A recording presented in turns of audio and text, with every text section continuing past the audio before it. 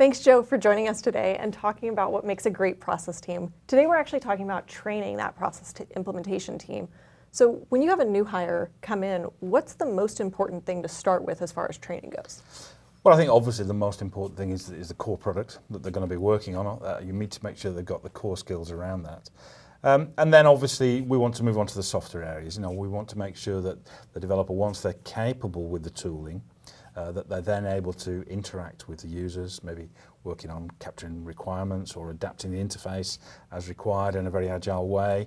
And then they also need another spread of other skills across the project. They need to be able to interact with different teams, maybe the test team, we talked about gathering requirements, so maybe the business analysts are in there, maybe the database team, and ultimately as a product moves into production, then the support team will come on board as well.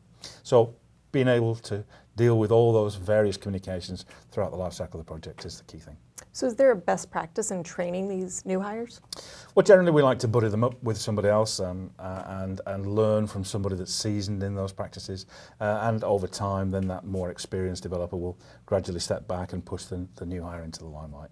So how do you know that you found the right mix of team and people and training? Gosh, well, ultimately I think it just comes down to putting them together and letting them work and then looking at the dynamics.